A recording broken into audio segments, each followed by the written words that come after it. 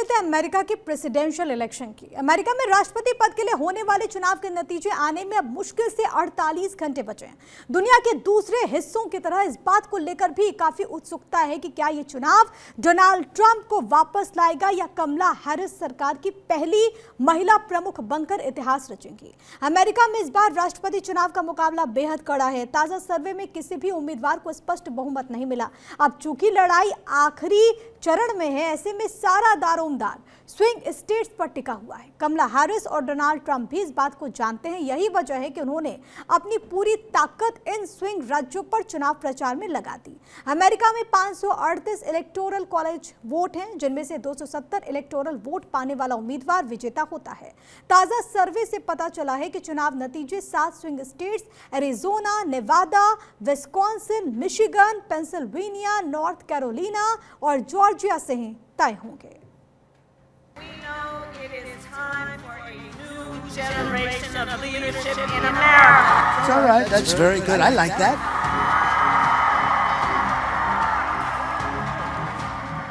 And I am ready to offer that leadership as the next president of the United States of America. This should never be happening in our country. This should never be happening.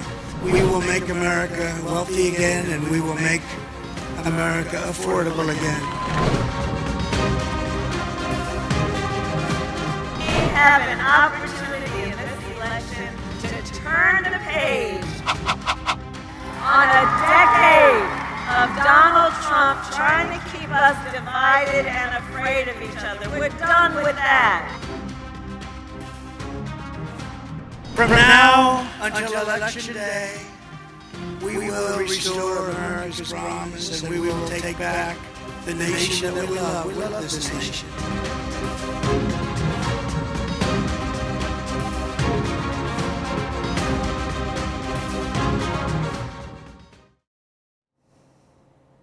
Democrat राष्ट्रपति पद के उम्मीदवार कमला Harris और Republican उम्मीदवार Donald Trump के बीच कांटे की टक्कर है। ओपिनियन पोल में कहा गया है कि ऐतिहासिक करीबी मुकाबला है। इसमें इमिग्रेशन एक बड़ा मुद्दा है। इसे लेकर दोनों उम्मीदवार भारतवंशियों को लुभाने में लगे हुए हैं। ट्रंप का एक वीडियो भी काफी वायरल है, जिसमें वो टेक अवे में फूड पैकेट देते हुए दिखाई देते हैं। Look at that, look at that. How are you? Thank you, Mr. President. Nice to see you. You made it possible for ordinary people like us to meet you. You're not ordinary. I mean, thank you so much for You are not everything you're ordinary. doing. I can see. We pray for you, and you are the type of person we want to be the president. Thank you very much. Thank you so much. So nice. Taking the bullet for Thank you very much. Yeah, I took a bullet. That's right. Thank you, Mr. President. When you think about it, I guess that's right. Thank you. Thank you very much. Yeah. Look at that, look at that. How are you? Thank you, Mr. President. Nice to see you.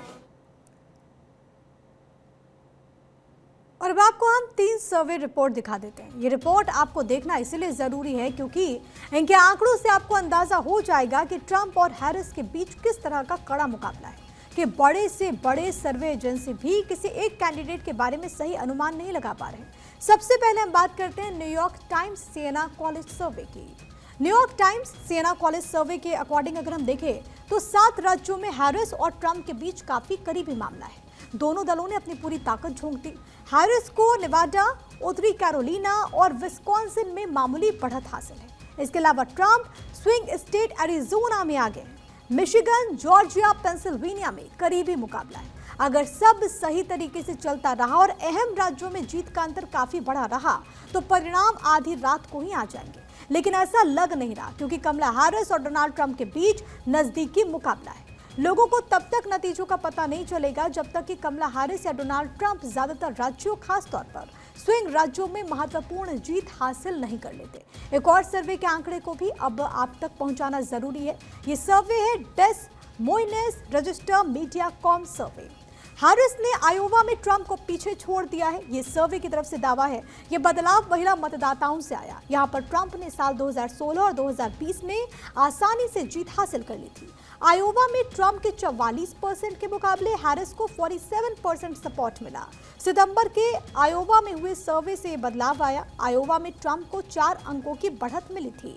America में सत्ता की चाबी कहे जाने वाले ये 7 swing state से Donald Trump के लिए बड़ी राहत भरी खबर आई। ताजा अनुमानों के मुताबिक डोनाल्ड ट्रंप सभी स्विंग स्टेट में कमला हैरिस के खिलाफ बढ़त बनाए हुए हैं, वो भी तब जब यहाँ पर चुनाव से कुछ दिन पहले दोनों ही उम्मीदवारों ने अपनी पूरी ताकत स्विंग स्टेट पर लगा दी। ये राज्य ही तय करेंगे कि अमेरिका का अगला प्रेसिडेंट कौन होगा। एटलस इंटेल के सर्वे पर अगर हम नजर डालें तो एटलस इंटेल का सर्वे कहता है कि डोनाल्ड ट्रंप सभी 7 स्विंग स्टेट्स में आगे हैं। सर्वे में 49% वोटर्स ट्रंप के पक्ष में, कमला हैरिस पर 1.8% की बढ़त बनाए हुए हैं। सर्वेक्षण नवंबर के पहले 2 दिन में किया गया। इसमें 2500 अमेरिकी लोगों ने भाग लिया। सर्वे में हिस्सा लेने वाली ज्यादातर महिलाएं थीं। चुनावी संग्राम अब जब आखिरी मुकाम पर पहुंच रहा है तो सभी की निगाह स्विंग स्टेट्स पर है। परंपरागत रूप से चुनाव हारने वाला उम्मीदवार परिणाम की आधिकारिक घोषणा से पहले ही हार मान लेता है, लेकिन ट्रंप का ट्रैक रिकॉर्ड किसी से छुपा नहीं है। याद होगा आपको कि साल 2020 में राष्ट्रपति जो बाइडेन ने उन्हें हराया था, लेकिन वो माने नहीं थे। साल 2021 के राष्ट्रपति चुनाव में 4 घंटे उपद्रव चला, 4 लोगों की जान चली गई। 3 नवंबर को ही अब ये तय हो गया था कि जो बाइडेन दुनिया के सबसे ताकतवर देश के अगले राष्ट्रपति होंगे। जिद्दी डोनाल्ड ट्रंप फिर भी हार मानने को तैयार नहीं थे। चुनाव में धांधली के आरोप उन्होंने लगाए थे, जनता के फैसले को नकारा था। उस वक्त का ये वीडियो जरा आप देखिए। हिंसा की धमकी दी जाती रही।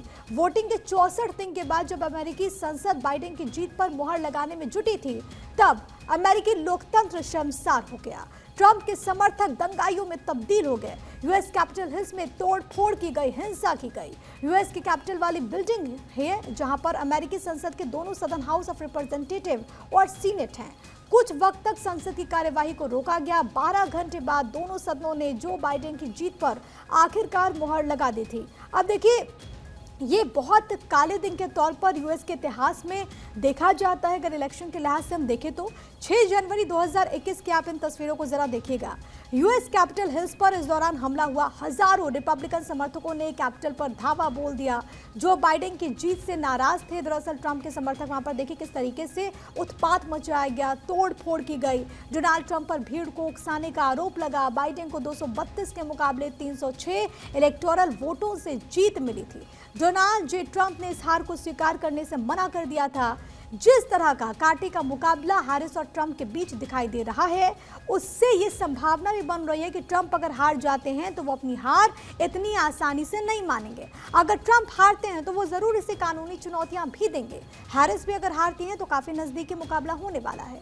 अमेरिका में अर्ली वोटिंग की सुविधा के तहत करोड़ों लोग मतदान कर चुके हैं। लोग राष्ट्रपति चुनाव को लेकर काफी उत्साहित हैं। अब तक कितनी वोटिंग हुई ये जानना भी जरूरी है, तो आपको बता देते हैं। न्यूयॉर्क में शुरुआती वोटिंग में तकरीबन 14 लाख वोट पड़े। फ्लोरिडा विश्वविद्यालय के इलेक्शन लैब ट्रैकर के आंकड़ों के मुताबिक 7 करोड़ 60 लाख से ज्यादा अमेरिकी पहले ही वोट कास्ट कर चुके हैं। अमेरिका में तकरीबन 18 करोड़ 65 लाख वोटर्स हैं। वो मेल इन मतपत्रों के माध्यम से या व्यक्तिगत मतदान स्थलों पर पहुंचकर अर्ली वोटिंग का फायदा उठा रहे हैं। ये मतदाताओं को खराब मौसम, लंबी कतारें या फिर चुनाव के दिन टाइम मैनेजमेंट से बचाने में मदद करता है। अमेरिका में चुनाव के बाद 5 नवंबर को ही वोटों की गिनती शुरू हो जाएगी, लेकिन ये पता लगने में कई दिन लग सकते हैं कि अगला राष्ट्रपति कौन होगा। आमतौर पर मीडिया हाउसेज अपने पास मौजूद आंकड़ों के आधार पर चुनाव की रात या फिर अगले दिन राष्ट्रपति चुनाव के विजेता की घोषणा कर देती है। अगर कोई उम्मीदवार 270 या फिर उससे ज्यादा इलेक्टोरल कॉलेज वोट हासिल करता है तो उसे चुनाव का विजेता यहाँ पर घोषित कर दिया जाता है। ज्यादातर वोटर रिपब्लिकन या फिर डेमोक्रेटिक पार्टी के रजिस्टर्ड वोटर्स होते हैं, जो कि अमूमन अपनी पार्टी के लिए वफादार रहते हैं। स्विंग स्टेट के मुद्दे की अगर हम बात करें तो वो कौन कौन से मुद्दे हैं वो जरा आपको समझा देते हैं। अमेरिका की ज्यादातर जनता अपने रोजमर्रा के मुद्दों जैसे कि रोजगार, शिक्षा, स्वास्थ्य, लोन माफी जैसे विषयों को प्रायोरिटी देती है, अहमियत देती है। ऐसे कुछ स्विंग स्टेट्स हैं जहाँ के मतदाता चुनाव परिणाम तय करते हैं। यहाँ के संवेदनशील मुद्दे जैसे कि गर्भपात, इमिग्रेशन जनता पर असर डालते हैं। तो ये वो तमाम मुद्दे जो कि आप नीचे की तरफ देख रहे हैं वो यहाँ पर डिसाइडिंग फैक्टर है। यहाँ के जो लोग हैं उनके जहन में ये तमाम मसले होते हैं। आइए अब ये जान लेते हैं कि जिस स्विंग स्टेट्स की बात की जाती है, ये स्टेट्स अमेरिका चुनाव में इतनी अहमियत आखिरकार रखते क्यों हैं। दरअसल अगर स्विंग स्टेट्स के वोट की हम बात करें तो इन राज्यों के कुल वोट होते हैं 93। बहुमत के आंकड़े 270 का करीब 34% वोट इन्हीं स्विंग स्टेट से निकलकर आता है। आइए इन राज्यों के वोट के आंकड़ों पर भी हम नजर डालें। तो अब आपको समझाएंगे कि आखिरकार ये जो स्विंग स्टेट्स है उसमें कितने वोट होते हैं। तो ये आप समझिए। देखिए, सबसे पहले स्विंग राज्य के स्टेट्स की अगर हम बात करें तो इसमें नेवाडा की बात करते हैं तो यहाँ के होते हैं 6 वोट्स। इसके अलावा एरिजोना में हम देखें तो कुल 11 वोट है। इसके अलावा देखिए यहाँ पर ऊपर में विस्कॉन्सिन, ये पूरा मैप है दरअसल, यहाँ पर देखेंगे आप 10 वोट है। मिशिगन में है 15 वोट। पेंसिल्वेनिया में सबसे अधिक है 19 वोट और पेंसिल्वेनिया के बाद है नॉर्थ कैरोलिना में, यहाँ पर 16 वोट और इसी तरीके से जॉर्जिया में है 16 वोट। और इसको अगर आप जोड़ देंगे तो ये बहुमत का आंकड़ा 270 क्योंकि है। अब इनको अगर आप जोड़ते हैं तो ये हो जाता है 93। और ये जो नंबर्स हैं वो अपने आप में बहुत ज़्यादा महत्वपूर्ण है क्योंकि ये नंबर गेम है और इसी नंबर गेम में जो बाजी मारेगा वो दुनिया के सबसे ताकतवर दफ्तर तक पहुंच जाएगा। इन आंकड़ों से आप समझ गए होंगे कि स्विंग स्टेट की अहमियत क्यों इतनी ज़्यादा बढ़ जाती है।